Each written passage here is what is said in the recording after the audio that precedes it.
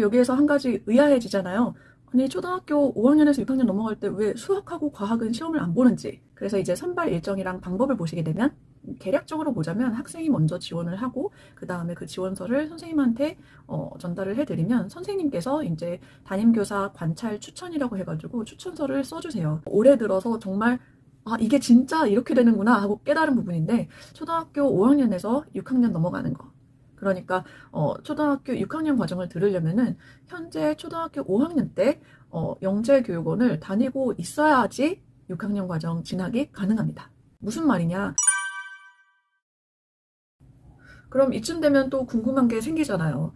초등학교 5학년에서 6학년 넘어갈 때 연계 과정만 뽑는다는데 수학, 과학이요. 그러면 도대체 어떤 기준으로 학생들을 절반은 떨어뜨리고 절반은 살아남게 할 것인가? 이런 것도 궁금하잖아요. 그래서 영재원의 평가 기준을 제가 받은 게 있는데 한번 말씀을 드려보면은 일단은 교육 수료 시간이 총 이수 시간은 81시간이에요. 그런데 수료 시간은 65시간 이상 이수를 해야지 수료가 가능하다고 해요.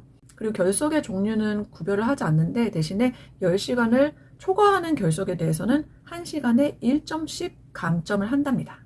그리고 지각 및 조퇴 3번은 결석 1번으로 체크가 된대요. 그러니까 이건 뭐냐? 최대 10시간까지는 출석 평가에 대해서 감점은 없다는 거예요. 그리고 평가 배점이 어떻게 이루어지냐면요. 출석 평가가 그리고 수업 평가, 수업하는 도중에 이제 그때 담임 선생님들이 들어왔을 때 그 아이를 평가하는 그 수업 평가가 또 30점이 있고요. 그리고 부과 과제 평가가 있어요. 이건 뭐냐면은 수업을 할 때 이제 개념 설명을 하고 거기에서 이제 그 개념에 맞게 실험을 하거나 아니면은 작품을 만들어 보거나 이렇게 하는데 그때 이제 그 과제가 잘 만들어졌는지 아니면 뭐 미흡한 점은 없는지 이런 거에 따라서 선생님이 지도 강사님이 이제 평가를 하신다고 해요. 이때 A, B, C, D 이렇게 4등급으로 나누는데 A등급은 0점, B등급은 0.2점, C등급은 0.3점, D등급은 0.5점씩 감점을 한대요.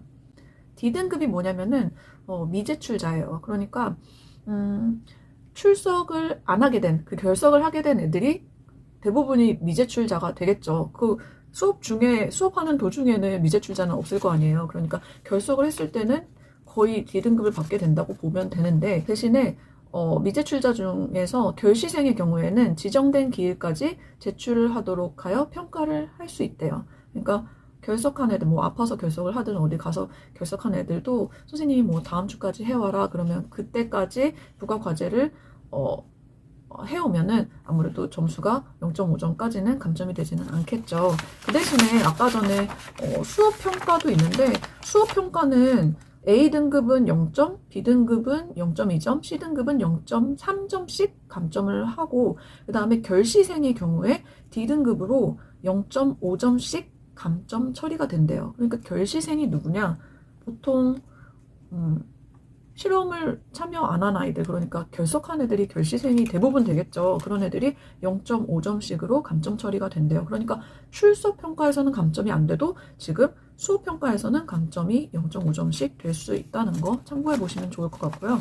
그리고 부가과제도 결시생의 경우에는 이제 미제출자니까 0.5점이 감점이 되지만 그래도 선생님께서 이제 지정된 기일까지 제출하도록 하면은 그때는 0.5점 감점이 안 될 수도 있다. 그러니까 수업평가에서는 감점이 돼도 부가과제에서는 감점이 안 될 수도 있다는 거 알아두시면 좋을 것 같고요. 마지막으로 창의적 산출물 발표의 평가가 있는데 이게 뭐 굉장히 교육청 영재원에서는 대미를 장식하는 꽃이라고 보시면 돼요, 거의.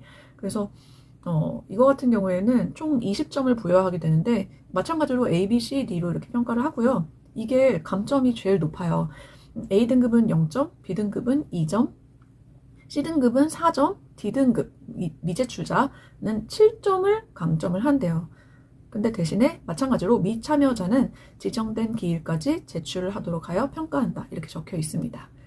그래서 모든 아이들이 좀 창의적 산출물 발표회를 할 수 있도록 산출물을 낼 수 있도록 이렇게 지도를 하시는 거죠. 근데 산출물이라는 게 뭐냐면은 결국에는 자기가 탐구 주제를 설정을 해서 실험 설계를 하고 그에 맞게 실험을 한 다음에 그거를 다 결과를 내서 마지막으로 PPT 정리를 해가지고 다른 사람 앞에서 발표하는 것까지. 요게 바로 산출물 발표거든요. 탐구 주제는 자기가 알아서 정하는 거예요.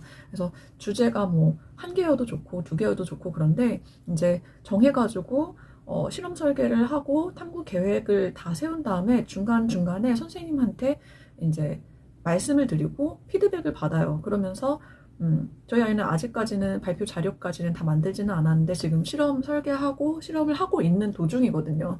그래서 그렇게 하면서 중간중간 선생님이 뭐가 미흡한지 어떤 걸 더 해봤으면 좋겠는지 이런 걸 말씀을 해주시면은 아이가 그에 맞게 피드백을 받아서 이제 실험에 다시 적용을 해보거나 아니면은 뭐 피드백을 안 받았다 그러면은 그냥 그대로 실험 설계한 그대로 해가지고 발표를 이제 준비를 하는 거죠. 그렇게 해서 최종적으로 11월 거의 말쯤에 이제 창의적 산출물 발표가 있고요. 그렇게 함으로써 이제 영재원 5학년 수료가 마무리가 됩니다.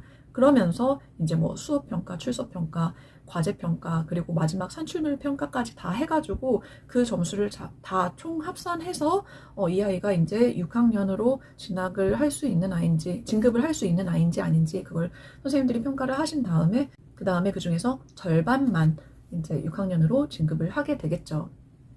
굉장히 복잡한 얘기 같지만 실은 초등학교 5학년 영재원을 하면서 아이가 굉장히 토요일마다 지금 한 3시간 넘게 수업을 듣고 있는데 즐거워하기는 했어요. 가면은 실험도 하고 자기가 좋아하는 과학 얘기 계속하고 그러니까는 그거는 굉장히 즐거워했고 그러다가 이제 마지막쯤 9월 초쯤부터 이제 탐구 주제 설정하라고 이제 공지가 날라오면 그때부터 아 뭐 하지? 막 이러고 있다가 10월 달부터 이제 제대로 실험을 이제 하기 시작을 하고요. 그러면서 이제 선생님 피드백도 받고 그러고 있습니다. 그러다가 이제 11월 말쯤에 이제 산출물 발표가 하는데 그것만 계속 하는 게 아니고 다른 실험 그리고 다른 주제를 가지고 탐구 주제를 가지고 또 선생님들이랑 실험도 하고 재미있게 이야기도 하고 그러더라고요.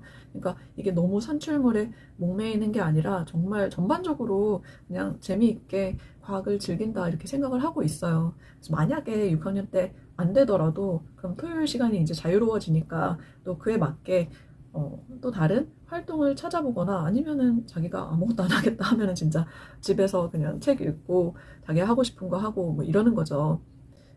그런데 어쨌거나 5학년, 6학년으로 넘어갈 때는 산출물 발표가 있다 이런 거를 알아두시면은 나중에 이제 지원을 하시는데 도움이 좀 되실 것 같아요. 11월 달만 되면 이제 엄마들이 아이들은 걱정 안 하는데 꼭 엄마들이 이렇게 고민을 많이 하잖아요. 아이를 좀 영재원을 보내볼까? 영재원 뭐 하는 데지? 어떻게 평가를 하지?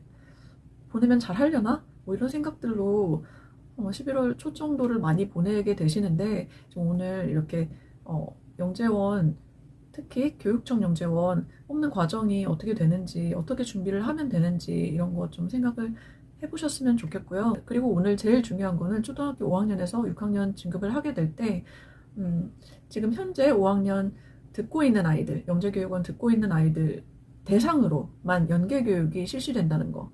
뭐가?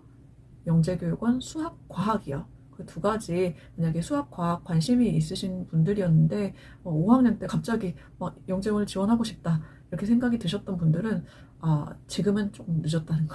대신에 지금 초등학교 4학년 학부모님들은 이걸 생각을 하셔야 될 것 같아요. 4학년, 5학년, 6학년 때까지 좀 쭉 다니게 하고 싶다. 한 번만 다니고 싶은 분들은 뭐 그냥 경험만 해보고 싶은 분들은 그냥 그렇게 하시면 되는데 6학년 때까지 꼭 하고 싶다 하시는 분들이 있을 거 아니에요. 그런 분들은 꼭 4학년 겨울에 지원을 하셔야 된다는 거. 지원을 하셔서 뽑히셔야 그 중에서도 또 연계과정으로 절반 정도 뽑힐 수 있다는 거. 안 뽑히면은 6학년 진학도 안 되는 거니까 꼭 4학년 때 응시를 해보셔라. 기회를 잡으셔라. 이렇게 말씀을 드리고 싶네요. 그래서 오늘 영상 보시고 영재원 도전해보고 싶은 분들은 차근차근히 준비 잘 하셔서 좋은 결과 있기를 바랍니다. 안 돼도 솔직히 상관은 없어요. 그거 영재원 안 된다고 어떻게 되진 않더라고요. 다른 좋은 활동들이 너무 많이 있으니까 내가 한번 이번에 도전을 해보겠다 이런 생각만 가지고 임해주시면 좋을 것 같아요. 지금까지 마마린이었고요. 오늘도 현명한 하루 보내세요. 감사합니다.